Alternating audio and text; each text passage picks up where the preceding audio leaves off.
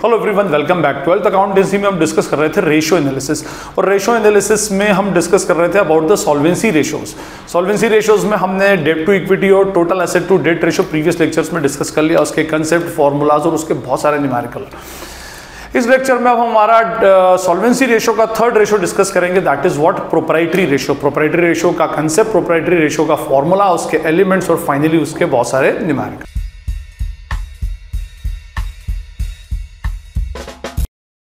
हम डिस्कस कर रहे हैं सॉल्वेंसी रेशियोज, और मैं बता चुका हूं सॉल्वेंसी जो होती है बिजनेस की आपकी सॉल्वेंसी पोजीशन को बताती है, और यूजुअली बिजनेस की सॉल्वेंसी पोजीशन उसके लॉन्ग टर्म फाइनेंसेस या लॉन्ग टर्म लायबिलिटीज के ऊपर डिपेंड करती है। लॉन्ग टर्म लायबिलिटीज एक होती है internal, that is share holders fund, एक होती है external, that is what, total long term dates. ठीक है, प्रीवियस जो वीडियो था उसके अंदर हमने डिस्कस किया था about the total asset to debt ratio. ठीक है, total asset to debt ratio का फॉर्मूला था total asset upon long term debts. और मैं थोड़ा सा इसको रिकॉल इसलिए करता हूं क्योंकि मुझे प्रोप्राइटरी रेशियो का बैकग्राउंड बनाना कंपैरेटिवली इससे इजी हो जाएगा। अब देखिए, total asset to debt ratio actually ये बताता था कि आपके जो लॉन्ग टर्म डेट्स है उसके अगेंस्ट आपकी एसेट कितनी है। जैसे मान लीजिए कि कंपनी का long term dates 4 lakh rupees का है और एसेट 20 लाख रुपीस की है, तो ये हो जाएगा अब 5/1। इसका मीनिंग ये होगा कि 1 रुपए के डेट्स के बदले में कंपनी के पास 5 रुपए की एसेट है। तो इससे क्या होता है, जो लोन प्रोवाइडर्स होते हैं वो सेटिस्फाइड होते हैं, वो मुतमईन होते हैं कि हाँ भाई मेरा 1 रुपए का लोन है लेकिन कंपनी के पास 5 रुपए की एसेट है। कल को अगर मेरे लोन की रिकवरी ना हुई तो मैं इस पोजीशन में रहूंगा कि 5 रुपए की एसेट को सेल करके मैं अपने लोन की रिकवरी अल्टीमेटली कर सकता हूं, और 5 rupees against ₹1 more than sufficient amount actually है।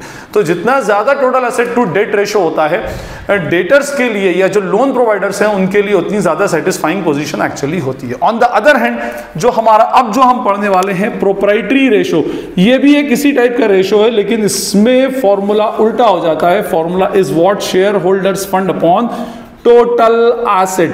अब ये बताता है कि टोटल एसेट जो है फर्म की, जो टोटल एसेट है उसमें से कितना शेयर होल्डर का है, कितना कंपनी का है। देखिए, आपकी जितनी भी आपकी, हमें पता है कि हमारी टोटल एसेट और टोटल लायबिलिटीज इक्वल होती हैं, लेकिन इस टोटल लायबिलिटी में 2 टाइप की लायबिलिटीज होती हैं, इंटरनल लायबिलिटी और एक्सटर्नल लायबिलिटी। तो इस टोटल एसेट के ऊपर अगर मैं कहूं कि पूरा का पूरा राइट शेयर होल्डर का या कंपनी के मालिक का या बिजनेस के ओनर का होगा, तो ऐसा नहीं होता, क्योंकि अगर ये कल को बिजनेस वाइंड अप हुआ तो इस टोटल एसेट में से पहले किसको दिया जाएगा, एक्सटर्नल पार्टीज का जो डेट है, एक्सटर्नल पार्टीज का जो लोन है उसको रिपे किया जाएगा, और उसके बाद फिर हमारे लिए अल्टीमेटली बचेगा। ठीक है, तो ये जो रेशो है प्रोप्राइटरी रेशो, ये यही बताता है कि भाई टोटल एसेट में ओवरऑल शेयर होल्डर का, कंपनी के मालिक का कितना राइट है और एक्सटर्नल पार्टीज का एक्चुअली कितना राइट है, ये देखा जाएगा। लेट्स सपोज अगर मैं आपको एग्जांपल देता हूं, मान लीजिए 2 कंपनीज हैं, कंपनी ए और company B.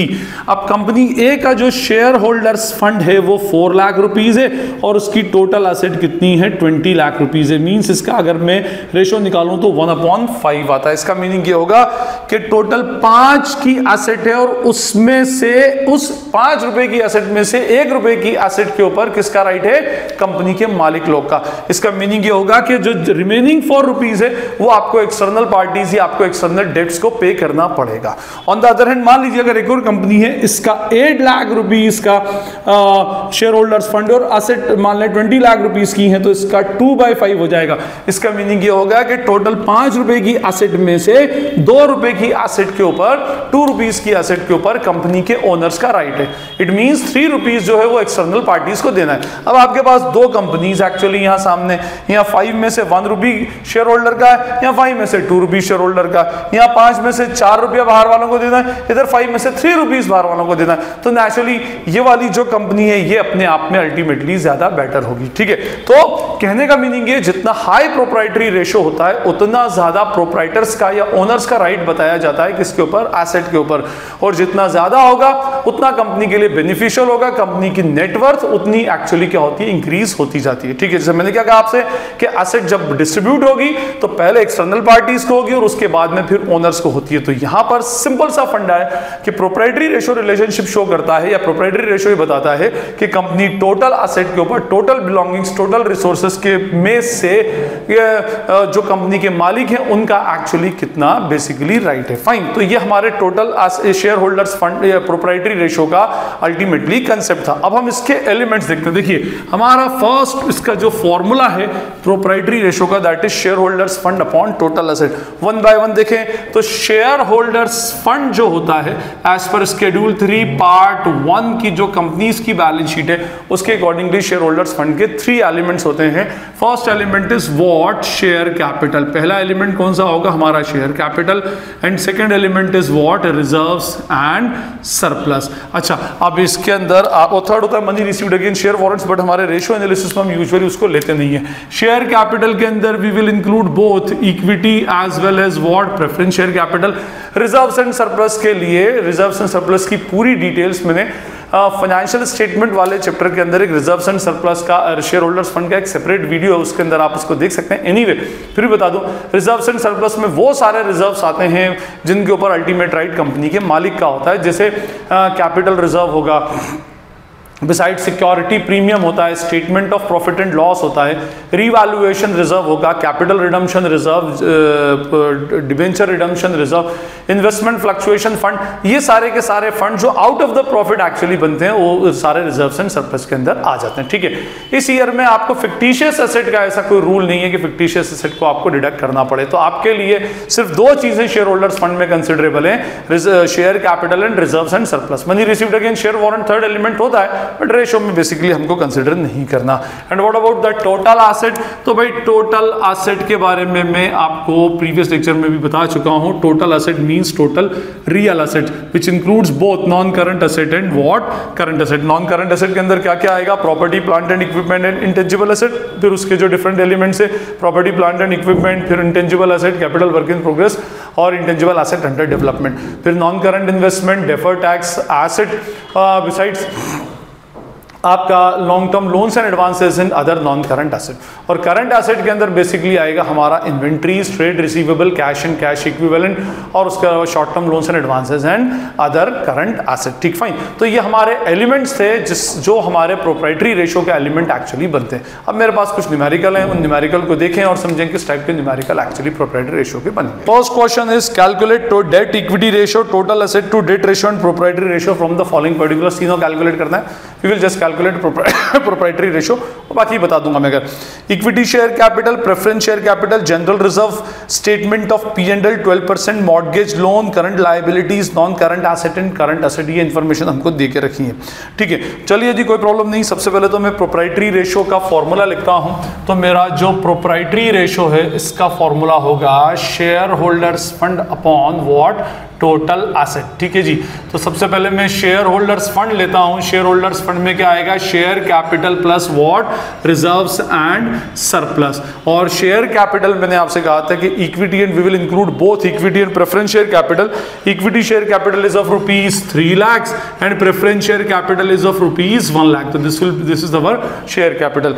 Reserves and surplus में इसमें डिटेल्स दे रखी है। We have a general reserve of rupees 60,000, statement of P&L of rupees what 40,000, और बस ये 2 ही आइटम है तो हमने इसको यहाँ पे ले लिया।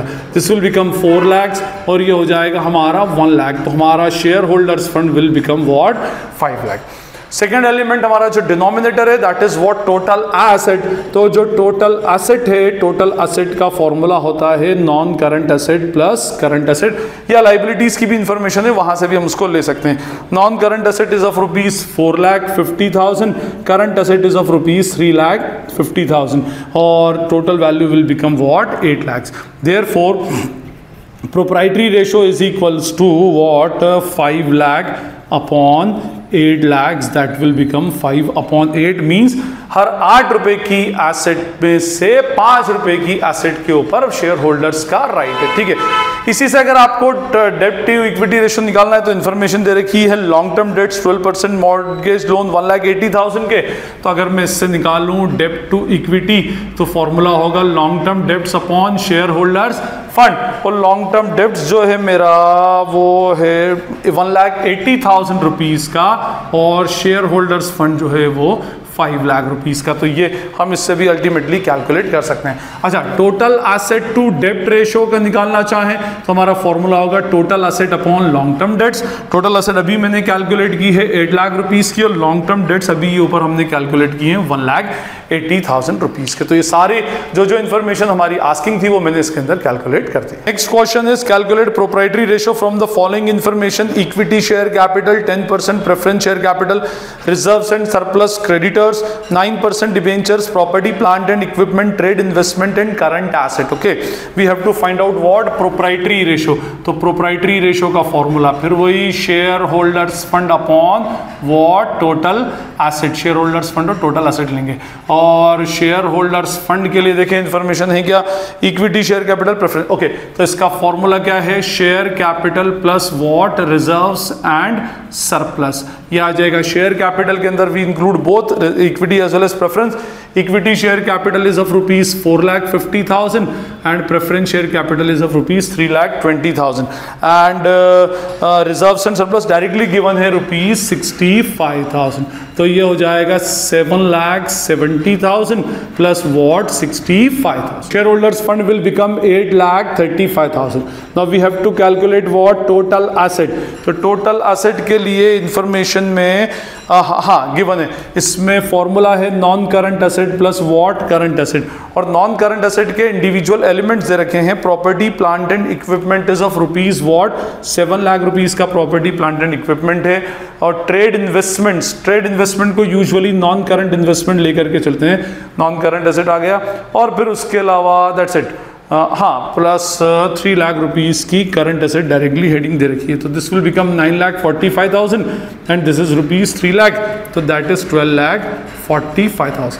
सो proprietary ratio will be share holders fund 8,35,000 upon 12,45,000। तो divided by 12,45,000 is 0.67 is the answer. Next question is calculate proprietary ratio if total asset to debt ratio is 2:1. हाँ, तो देखिए total asset to debt ratio दे दिया 2:1 का, और डेप्ट is rupees 5 lakh. जो हमारे dates हैं वो कितने के दे दिए इसने, रुपीज 5 लाख के, 5 लाख के डेट्स हैं।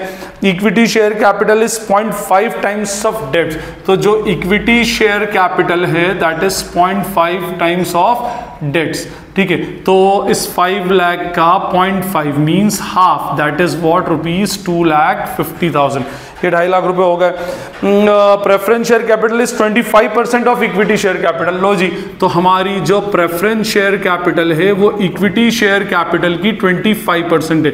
तो 2.5 लाख का जो 25% आएगा 2,50,000 इंटू 0.25 दैट इज व्हाट 62,500 हमारी प्रेफरेंस शेयर कैपिटल हो गई। Net profit before tax is 10 lakh and tax rate is 40%।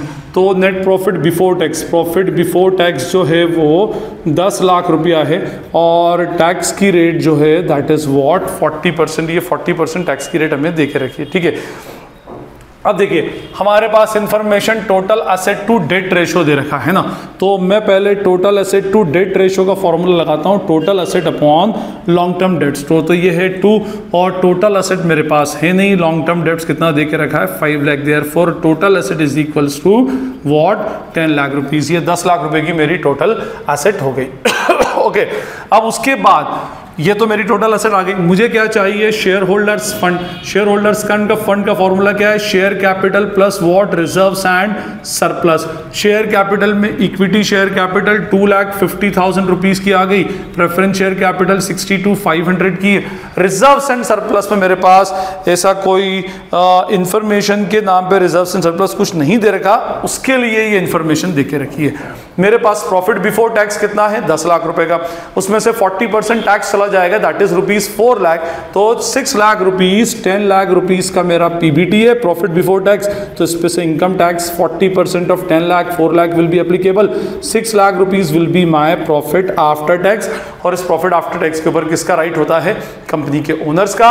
और ये प्रॉफिट आफ्टर टैक्स जाकर surplus as a statement of P&L reserves and surplus में ऐड हो जाएगा। तो 6 लाख रुपया मैं रिजर्व्स एंड सरप्लस में ऐड कर देता हूं। तो ये 2,50,000 plus 62,500 3,12,500 plus 6 lakh that is 9,12,500। ठीक है, तो हमारा जो प्रोप्राइटरी रेशो बनेगा दैट इज 9,12,500 प्लस अपॉन में 10 लाख रुपीज, मीन्स ये हो जाएगा 9,12,500 divided bye 10 lakh that is 0.9125 means 91.25। Company की पोजीशन बहुत स्ट्रांग है।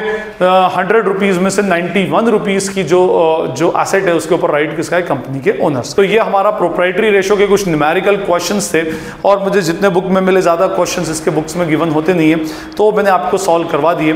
स्टिल अगर आपको कोई क्वेरी या डाउट इसमें लगता है तो आप मुझसे कमेंट सेक्शन में पूछ सकते हैं, जितनी जल्दी होगा पढ़कर मैं उस पर रिप्लाई करने की ट्राई करूंगा। This is Najeeb Hashmi signing from Najeeb Hashmi's academy. Thank you.